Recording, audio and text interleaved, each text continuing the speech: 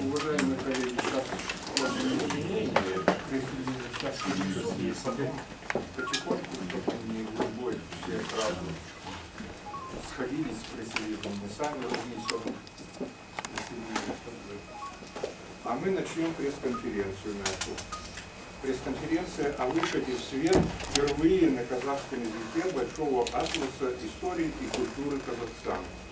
Это огромный подарок народу нашему. Так что мы поздравляем с выходом этого замечательного издания. А сегодняшними спикерами нашими являются Абжанов Хенкельби Мухаммед Тулы, директор Института истории и этнологии имени Шокана Уалиханова, доктор исторических наук, профессор. Умеков Булат Мухамбетулы, академик Национальной академии наук, доктор исторических наук, профессор. С Булатом мы знакомы еще с прошлого столетия и с прошлого тысячелетия, с 70-х годов. И Алдамжаров Кайдар Сейсимбаевы, Алдамжуманов Кайдар Сейсимбаевы, старший научный сотрудник Института истории и этнологии имени Шукранова Уалиханова, кандидат исторических наук, профессор. Бименов, Бимендиев, Дибек Шербекулы, руководитель проекта, и Остынбай Канат Зукарышулы, главный научный редактор, кандидат исторических наук. Ну, слово, наверное, руководителю проекта, раз он заварил эту кашу, пусть расскажет, как он делает. Здравствуйте. Поближе микрофон сделайте. Саламатсыздар ма, құрметті журналист қауымы, ғалымдар қауымы, құрметті қонақтар. Бүгін мынау басқосу мәслихатында кездесіп жатқанымызға қуанышымыз. Бүгінгі біздің қуанышымыз мынау қазақ елінің тарихы мен мәдениетіне арналған алғашқы бірінші деп айтуға болады, қазақ тіліндегі үлкен атлас кітап ретінде шығып отыр. Соған біз атсалысып, осы бір соңғы 4-5 жыл үлкен ұжым, ресей ғалымдары бар, өзіміздің мынау қазақ тарих ғалымдарының Қара шаңырағы, тарих және этнология институты, археология институты, басқа да осында Қазақстандағы үлкен институттардың атсалысуымен, ресей ғалымдарының атсалысуымен, осы картографтардың сосын басында толтырылған осы атластың жобасын іске асыруға. Сол жалпы саны 250-ге жуық адамдар атсалысты. Бұл кітаптың дүниеге келуіне бір 3 жылдай еңбек етілді. айта кететін жайт, бұл жерде енді мынау жобаны ұйымдастырушы ретінде айтарым, әсіресе Ресей мұражайларында Москва, Санкт-Петербург, өзіміздің Қазақстандағы үлкен музейлердің, институттардың архивтерінен алынған 4000-ға жуық сурет, кескіндеме, жаңағы біз иллюстрация дейміз, солар енді болған. Оның көптеген бір жартысынан көбісі, 50%-тан көбісі тұңғыш рет жарияланып отыр деуге болады. Әсіресе бұл жерде бір ерекшелігі Қазақстан біздің мемлекетіміз тұрған Евразиялық кеңістікте бұлай тарих саласында айтылатын көшпенділер таласы, дала қауымының өркениеті тұрақтаған осы кеңістіктегі бір тарихи белестер, жаңағы ежелгі ғасырдан бері қазіргі заманға дейінгі тарихи процестердің өткен салынған тарихи карталар берілді. Оның бір 200-дей ескі карталар болса, 9-шы ғасырдан бастап 9-шы ғасырға дейін өте жақсы, бұрын жарық көрмеген, соның бір 124-тейі жаңадан салынып шыққан карталар болды. Бұл жерде айта кететін жай, картографиялық стандарттарға сай қазақ тілінде бұндай өте сапалы шыққан карталар бұл уақытқа шейін жоқ деуге болады. Себебі қазір жоғары білім орындарында мектепте пайдаланып жүрген карталардың көбісі былай схема ретінде көрсетіп келді. Енді бұл жерде сөздің біз қосарымызды ағаларымызға сөз берсек деймін. Себебі осы кісілер айттым ғой, тарих институты, археологиялық институт, басқа да институттардан көп ғалымдар атсалысты. Бұндағы сөз өзіңізде. Ардақты ағайын, әріптестер, мынау биылғы үлкен той 20-жылдықтың қарсаңында осындай көптен күткен кітаптың қазақша жарық көруі шынында да біздің тілегіміздің қабыл болғаны. Бұндай форматта, осындай деректік бай негізде, көркем, әдемі, әсем тілмен жазылған еңбек бізде көп емес. Оның сыртында бұл еңбекті жазуға Қазақстанның, Ресейдің мамандары тартылған, жаңа естіп отырсыздар. Осы еңбекті қарап отырып, мен бір мынандай ойға келдім. Қазір қоғамдық ғылымдарда ұлттық мүдде деген теория бар. Сол теорияның құрамдас бөлігі мынау халықтың, мемлекеттік биліктің, бизнестің, ұлт зиялыларының одағы. Осы одақ шын мағынасында жұмыс істемек, біз керемет нәтижеге қол жеткіздік. Ал енді осындай кітапты шығарып, мұрындық болып қаражатын бөлген әбекең кедейленген жоқ. Осы кітапты жазуға араласып, қалама қалған біз байып кеткен жоқпыз. Бірақ байыған үлкен олжаға кенелген ол біздің халқымыз, біздің оқырманымыз. Алғаш кітап орысша шықты. 2008-де міне араға 3 жыл салып, осындай үлкен мерейтойда қазақша шығып жатыр. Мұнда 80-ге жуық автордың жартысына жуығы, тіптен жартысынан да көп болар, біздің Шоқан атындағы тарих этнология институтының ғалымдары және Марғұлан атындағы археология институтының мамандары. 2 академик қатысты. Оның біреуі мына алдарыңызда тұрған Болат Көмеков ағамыз. Осындай жанкештілердің еңбегінің нәтижесі. Қазақстан тарихы мен мәдениетінің үлкен атласы. Атлас шығару бұл ежелден бар тәртіп. Кезінде Орхон ескерткіштерінің атлас деп шыққаны бар, үлкен ғасырларда. Кейін оны жаңғыртып, Мырзатай Жолдасбеков пен Қаржабай Сапқожа Орхон ескерткіштерінің атлас деген шығарды. Міне енді ол кезінде атластар көне жазуға ғана қатысты болса, енді бүкіл тарихымыз бен мәдениетімізге келіп тіреліп отыр. Бұл кітаптың керектігі күмәнсіз. Бұны мектеп жасындағы бала да оқиды, аудиториядағы студент та оқиды. құрметті демалыстағы зейнеткер оқиды, және бұл кітапта біздің тарихымыз, біздің мәдениетіміз толеранттық тұрғыдан талданған. Біз өзі сабырлы елміз ғой, сабырлы халықпыз ғой, толеранттылық деген сабыр деп бұғамын. Қазақ сабыр туысар алтын дейді. Сол сабырлық ұстаныммен жазған кітап. Мұнда біреудің намысына тию, немесе біреудің бөтеннің әлгі байлығына қосу, ол біздікі деп иемдену сияқты жоқ. Немесе өзімізді өзіміз көпіртіп мақтауда жоқ. Бұнда нағыз объективті, ұстамды, деректі негізде сөйлеу ғана бар. Сосын алғаш орысша шықты дедік, мына аударманың сапасы жоғары. Енді айтайық, бізде орыс тілді азаматтар бар, мұны жазғандар ішінде орыс азаматтар бар. Солардың аудармасын оқып отырып, мұнан тіптен қазақ жазған шығар деп барасың. Орыс емес, орыс тілді азамат емес, осы қазақ жазған шығар деп барасың. Осыдан кітаптың авторының, идеясының авторының, кітаптың ғылыми кеңесшісінің үлкен бір жауапкершілік танытқанын байқауға болады. Ендігі міндет осындай кітаптар көп бола берсін. Біздің елімізде бизнестің әлеуметтік жауапкершілігі деген бағдарлама бар. Социальная ответственность бизнеса. Осыған бір үлгі шешім міне алдымызда тұр, әбеке. Сіздердің бизнесіңіз алға баса берсін, бизнес пен ғылымның одағы нығая берсін, жаңағы әлеуметтік жауапкершілік бизнестік көтеріле берсін. Осындай ұлтқа ұсынар сыйлығыңыз мол болсын.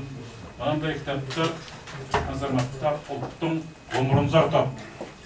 Біз тарихты, мәдениетті ұлықтағанда ол өткенді білу үшін ғана, көбік сөзді көбейту үшін ғана айтпаймыз. Біз бүгінгі халқымыз кешегісін білсе, алдағысын болжаса, өзінің қандай мұрасы бар екенін бағаласа, сөйтіп келешекке нық қадаммен жүрсе деген ой ғой. Мұндай тарихтың мәдениетін білген халық, ол қашанда биік міндеттер шеше алады, қашанда бәсекеге қабілетті болады. Мына ғалымдар мен бизнесмендердің одағы біздің еліміздің тәуелсіздігін нығайтуға қызмет етсін. Біздің әлемдік бәсекеде жеңістен жеңіске жетуімізге қызмет етсін. Мынау кітаптың көлемі де басылым табағында үлкен. Енді осының ішіндегі іргелі мәселелердің бөлек-бөлек осындай тұрғыда жазыла берсін дейміз. Әйеке, институтымыз тарихшы ғалымдар өзіңізбен одақтасып жұмыс істеуге дайын.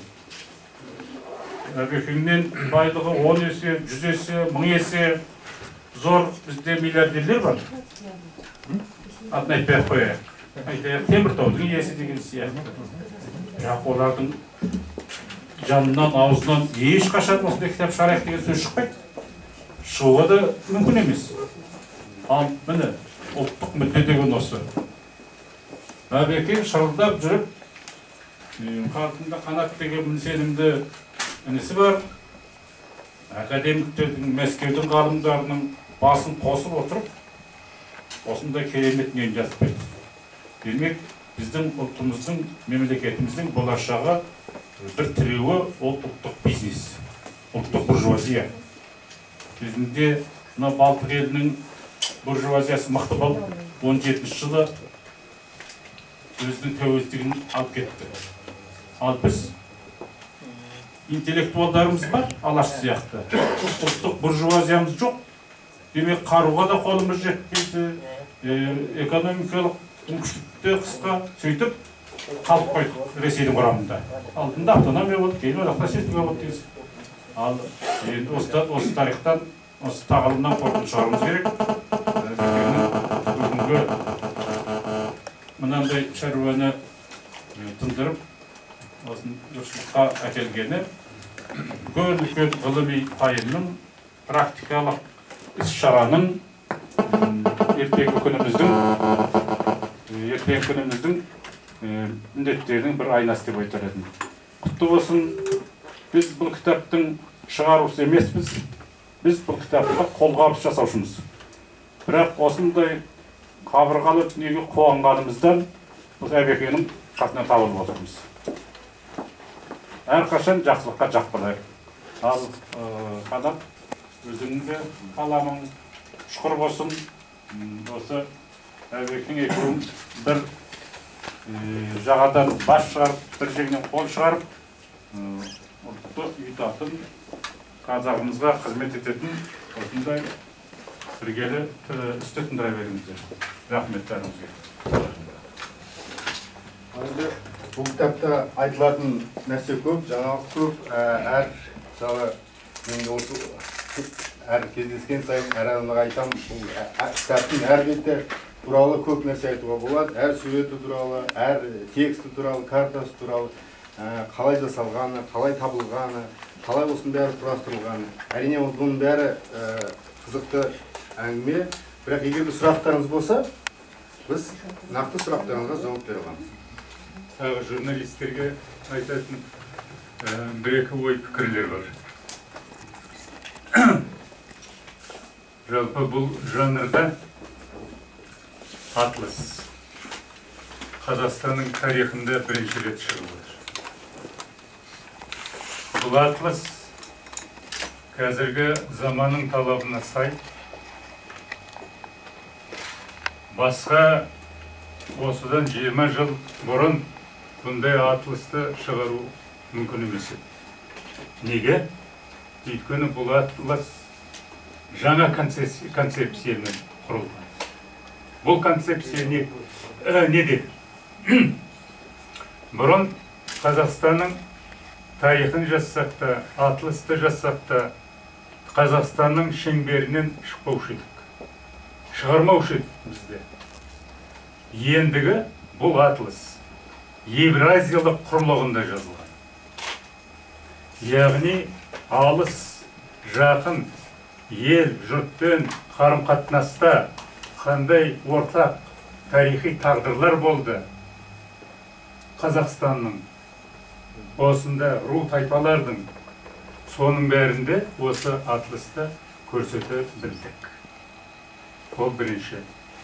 Екінші жағдай, бұл атласты бұрын айтылмайтын дала өркениеті.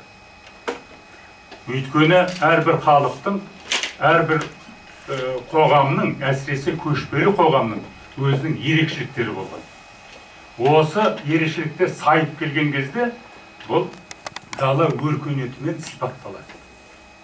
Дала өркениетін көрсету үшін біз атласта 4 жағдайды көрсете білдік. Бұл дала өркениетіне сай мемлекет, қала, жазу және мәдениет. Осының бәрінде қола дәуірден бастап, осы бүгінгі жағдайға дейін жеткіздік. Үшінші жағдай, бұл енді атлас болғандықтан, бұның нағыз көрінетін жері бұл карталар. Карталар. Қаншама карталар осы әрбір картаны жасау үшін әрбір дәуірге сипаттайтын, әрбір заманды бейнелейтін карталар бар. Бұл енді атластың құндылығы осында. Сонымен бірге бұл атласта тарих және мәдениет, сонымен бірге этнография көңіл бөлінген. Қазіргі Қазақстанның жерінде қаншалықта ұлыс халықтар бар, соның бәрінің де байланысты этнографиялық мағлұматтар берілген. Міне осында қазіргі жағдайда неге құндылығы, атластың құндылығы осында. Әрине, 4-ші жағдай, бұл жалпы атлас біздің білімімізге, мәдени мұрамызға, жалпы айтқанда руханиятқа үлкен үлес қосып отыр. Міне осы жағдай. біздің руханиятымызға. Сондықтан бұл салада әлі де осымен біттік деуге болмайды. Иә, әбекең мінекей үлкен рахмет, осының бәрінде де түсініп, үлкен жұмысқа мұрындық болып, өзінің қанаты мінекей кәсіби жағынан, мамандардың бәрінде тартқан бұл қанат. Бәрінде тартқан қанат. Бірде-бір қазір бізде ғылыми капитал, фундаменталдық жұмыс жоқ. Соншалықты авторлар қатысқан. Негізгі бұл енді жұмыстың құндылығы мамандармен белгіленеді. Осы жұмысты, атылысты. Неге білікті, осы өзімізде Ресейдегі бар, Қазақстанның білікті мамандарының бәрі де осында атсалысты. Осы атылысты. Сондықтан құтты болсын деуім келеді. Бұл үлкен жұмыс, бітілген жұмыс. Алда оның әлі де жалғасы бар. Журналистерге ақпарат ретінде мен де бір ауыз сөз айтайын. 90-шы жылдары біздің бұрынғы өткен тарихымызда енді өздеріңіз білесіздер, кеңестік дәуірде идеологиялық мәселелермен, саяси мәселелермен көптеген тарихи оқиғалар біздің негізгі тарихымызға енбей қалды, немесе бұрмаланып, әртүрлі жолдармен түсіндірілді. Сондықтан 90-шы жылдар, тәуелсіздік жылдары, 90-шы жылдардың ішінде 10 жыл бойы біз кезінде арнайы бағдарлама жасалған болатын Қазақстан тарихындағы ақтаңдақтарды жою программасы ретінде. Сол бойынша жаңағы еліміздің тарихын қалпына келтіру, оның ішінде ақтаңдақ беттерін қайтадан қалпына келтіру. Ең алдымен анау Кенесары Абылай тарихы, немесе қазақ мемлекеттік қазақ хандығының шынайы тарихы, анау 20-30 жылдардағы тарих, ашаршылық қасірет осылардың бәрін қалпына келтіру кезінде жаңадан біздің институтта жаңағы бір топ құрылдыра сондай ой болған болатын. Мынау сол кездегі біздің директорымыз марқұм академик Қозыбаев бәріміз Қазақстанның безендірілген тарихын жасау, яғни иллюстрированная история Казахстана. Сондай жоспарлар біз әртүрлі осындай суреттер, біздің ежелгі мәдениетіміз туралы көне заманнан бүгінге дейінгі нелерді жинастырып шығаруға талпыныс жасаған едік. Соның бір кітабын шығардық 2001 жылы. Бірақ ол біздің шығарған неміз әрине жаңағы сапасы да полиграфиялық орындалу жағы да ондай ойдан шыққан жоқ. Және ол біздің жоспарымыз сәл мұндан гөрі басқа болатын. Кейіннен ол 3 кітап, 4 кітап ретінде анау қазір энциклопедиясы баспасынан шықты. Бірақ енді жанры басқа, басқа. Сондай қиналып жүрген кезде біз әрине оның бәрін шығаруға ол кезде қаражат жоқ. Біздің республикамыз ондай полиграфиялық база жоқ.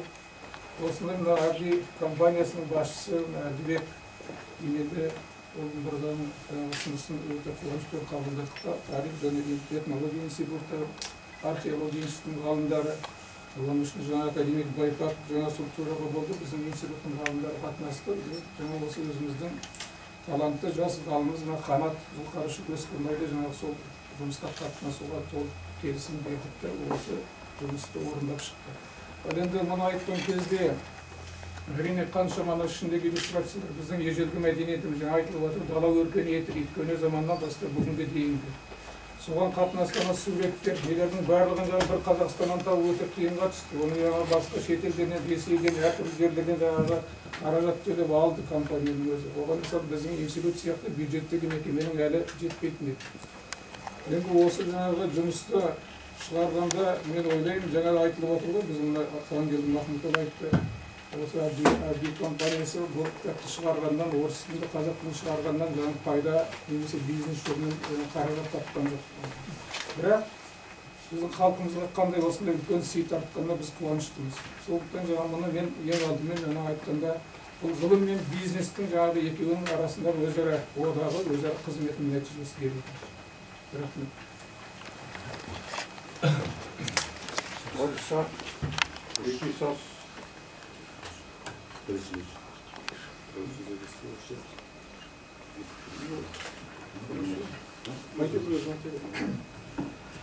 Уважаемые коллеги, уважаемые журналисты, мы рады презентовать вам новое издание, новое во всех отношениях для казахстанской аудитории, для науки Казахстана. Это действительно первое подобное издание. оно первое не только в плане историческом, но и глобально в плане общего показателя развития казахстанской науки. Во-первых, здесь сконцентрировано огромный, так скажем, потенциал или результат казахстанских научных достижений в целом ряде отраслей. Во-первых, это историческая наука. Во-вторых, это археологическая и этнографическая наука Казахстана. И в-третьих, это географическое достижение географической науки Казахстана. Все эти отрасли казахстанской науки здесь, в атласе, нашли полное отражение. Конечно же, поскольку это исторический атлас, большой атлас истории и культуры Казахстана, основной краеугольной темой или содержанием этого издания является исторический процесс. Здесь каждый читатель сможет наглядно себе увидеть, представить, как на протяжении многих тысячелетий на территории Казахстана развивался исторический процесс. От эпохи динозавров, мамонтов и первобытных людей через все этапы исторического развития Казахстан обрел те границы, которые мы сегодня имеем. Да? И весь этот путь прослежен здесь не только в текстах, не только в различных фотографиях, иллюстрациях и исторических реконструкциях, но самое главное, он прослежен здесь на обширном картографическом материале. Каждая карта в этой книге покажет заинтересованному читателю, что происходило в ту или иную эпоху на территории Казахстана. Будь то эпоха бронзы, будь то средневековье, будь то современный независимый Казахстан. Если читатель откроет эту книгу и посмотрит все нужные ему карты, он всегда найдет ответ на любой интересующий вопрос. И потом самое главное, сегодня историческое прошлое Казахстана, оно востребовано. Очень много выходит различных публикаций на историческую тематику. Это издание является официальным, популярным, красивым, ярким ответом официальной исторической науки, историков Казахстана, всем заинтересованным читателям. Все, кто хочет, да, часто критикуют историков о том, что они пишут научные труды, что их мало читают.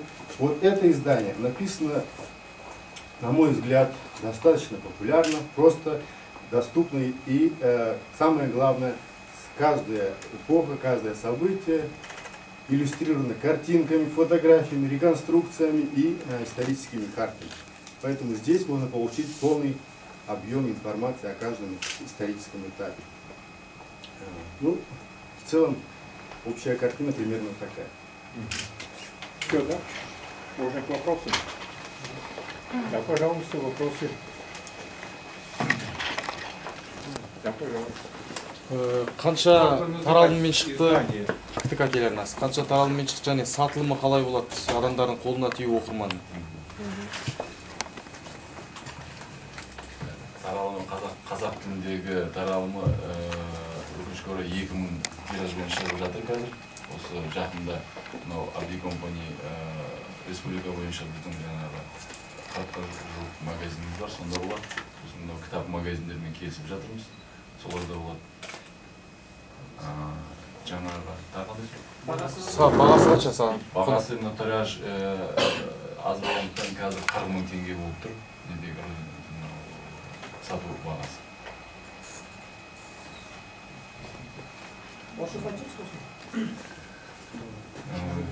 На казахском языке атлас истории культуры Казахстана издано сейчас тиражом 2000 экземпляров. Его продажа цена в сети, розничной сети Абди Компани и в книжном магазине будет стоить 40 тысяч тенге. Ну, в принципе, это вот, с одной стороны, я хотел сказать, что это обычно мы действительно книга много печатается, но вот, с одной стороны, если посмотреть, это вот, жалко называть книгой, там в неком смысле 4000 иллюстраций, причем из них многие впервые опубликованные, и картографический материал, он, если я так примерно тот раз посчитал, каждая иллюстрация, каждая карта я уделит, если там несколько секунд, то есть это получится как 4-5-часовой документальный фильм, то есть которого в Казахстане, видимо, еще никто не смотрел. Поэтому действительно очень богатый иллюстративный материал. Даже для сведения хотел сказать, может быть, чуть-чуть похвастаться. Например, у казахов же у нас всегда идет сейчас этнографический материал, Вот, говорят, что казахские девушки амазонки были, да, на самом деле есть иллюстрации 18 века, впервые опубликованы в нашем атласе. Она хранится 15 полотен французского художника, случайно, который чудом попал в наши края, и в 1780-х годах при жизни Аблайхана, нашего великого хана, он рисовал быт казахов, называется обычаи киргизов в то время, знаете, да, в России.